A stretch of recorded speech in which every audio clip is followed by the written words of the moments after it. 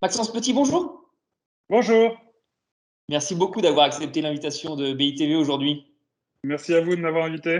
C'est tout à fait logique. Vous êtes l'un des cofondateurs de Colivio qui a récemment changé d'identité et est devenu Cosima. Pourquoi ce changement de nom après seulement 2 ans d'existence? Alors pourquoi ce changement de nom qui a effectivement été opéré en fin d'année dernière?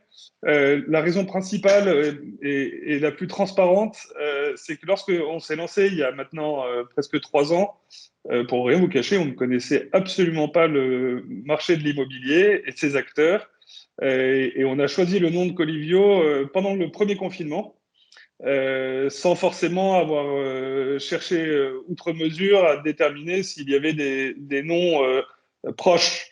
Et il se trouve qu'on a été un petit peu rappelé à l'ordre par un acteur historique qui a lui-même changé de nom il y a quelques temps, que je ne citerai pas, mais vous comprenez, à mon avis, pour tous les acteurs de l'immobilier verront à qui je fais référence. Et donc on a décidé, à leur demande, d'accepter d'opérer un changement de nom.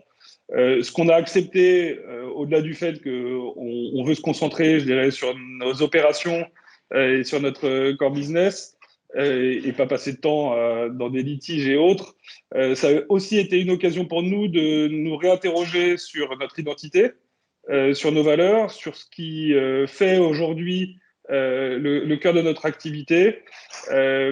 Colivio avait pour évidemment intérêt, je dirais, d'être assez évocateur sur la notion de co-living que nous développons. Néanmoins, on pense aujourd'hui finalement que c'est un mal pour un bien, puisque Cosima nous permet d'affirmer une valeur qui pour nous est essentielle, qui est celle de l'harmonie. Puisque Cosima vient du grec qui signifie harmonie, et pour nous, c'est véritablement une valeur centrale, je dirais même un objectif prioritaire dans l'expérience de vie qu'on propose aux personnes âgées qui rejoignent les co-living que nous créons. D'accord. Pourriez-vous nous en dire plus sur votre business model et sur vos objectifs à terme? Bien sûr. Alors que Cosima existe de fait depuis un peu plus de 2 ans maintenant.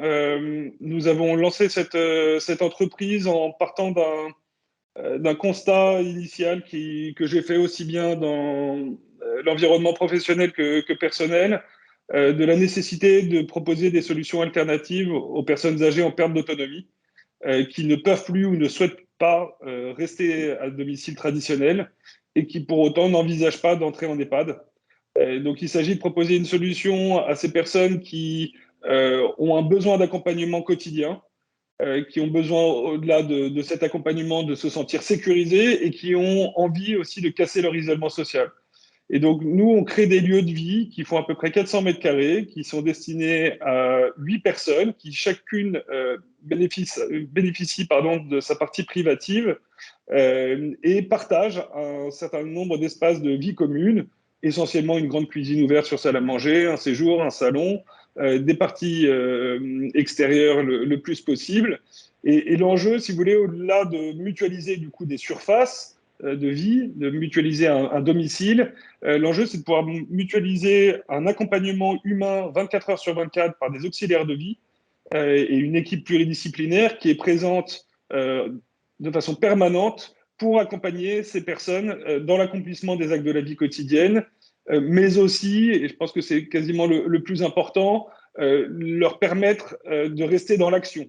Nous, le constat qu'on a fait, c'est qu'une personne de 85-90 ans qui présente des signes de perte d'autonomie n'a pas forcément les moyens, quels qu'ils soient, pour se maintenir dans l'action et donc, je dirais, au-delà du fait de freiner cette perte d'autonomie, en tout cas l'atténuer, il y a cette idée de préserver ou de faire renaître un sentiment d'utilité sociale pour ces personnes qui souvent se trouvent isolées et qui peuvent y voir une forme je dirais de schéma de vie pas forcément très enthousiasmant. Et donc nous, on essaye d'aller un petit peu à l'encontre de tout ça. Donc ça, c'est, si vous voulez, ça c'est le projet tel que nous l'avons formulé dès le départ. Dans les faits, notre façon de fonctionner aujourd'hui, c'est que nous identifions auprès des promoteurs immobiliers résidentiels des surfaces que nous acquérons via une foncière partenaire. Donc, en l'état aujourd'hui, on fait acheter la plupart du temps 2 fois 400 mètres carrés au sein d'un programme de logement. Ça correspond la plupart du temps à 2 étages. Cette foncière se porte acquéreur. Nous signons un bail pour 12 ans à la livraison. Et ensuite, on s'occupe de toute la partie exploitation. Donc, on a vraiment un partenariat très fort avec un certain nombre d'acteurs nationaux de la promotion immobilière qui nous permettent d'identifier ces lieux de vie en cœur de ville, le plus possible, à minima en cœur de vie, et qui sont à même de respecter notre cahier des charges, qui est finalement, je dirais, pas très éloigné dans les caractéristiques d'un logement traditionnel. On essaye là aussi de casser les codes et de permettre à des personnes de ne pas avoir le sentiment de vivre dans un hôpital ou assimilé. L'enjeu, c'est plutôt de partir de logements traditionnels et de les adapter au mieux pour que ça soit viable en termes d'expérience de vie pour nos aînés en perte d'autonomie. Très bien. La crise sanitaire a-t-elle eu un impact ou a-t-elle un impact sur votre plan de développement? Alors, je dirais qu'elle a plutôt un impact positif. Je fais partie de ceux qui, sans s'en réjouir, peuvent effectivement constater qu'il y a eu un effet d'accélération en fait avec la crise. Sur la prise de conscience de nos aînés et de leurs entourages, de la nécessité d'avoir des solutions différentes de celles qui étaient proposées jusqu'alors, que ce soit rester à domicile en étant isolé, avec un manque de sécurité évident, avec ce que je disais tout à l'heure, un manque d'inclusion, etc. Ou à l'inverse, d'aller en EHPAD, ce qui pour une partie des Français n'est pas envisageable, ou en tout cas n'est pas souhaitable. Donc nous, en créant des lieux de vie désirables, avec un accompagnement extrêmement resserré, d'un point de vue du taux d'accompagnement, puisqu'on a globalement 2 auxiliaires de vie en journée pour 8 personnes. Donc, vous avez un niveau de présence qui est extrêmement important, qui permet non seulement de respecter, de répondre à tous les objectifs que je viens de citer, mais aussi de créer des projets, de faire en sorte que cette vie en petit collectif soit source d'émulation et d'action, parce qu'encore une fois, nous, on est convaincus que la préservation d'identité, la dignité des personnes, c'est le fait de leur permettre de continuer à vivre le plus normalement possible, et c'est toute notre mission. Très bien. Merci beaucoup, Maxence Petit, d'avoir répondu à nos questions aujourd'hui. Merci à vous. Et à très bientôt sur BITV. À très vite, au revoir.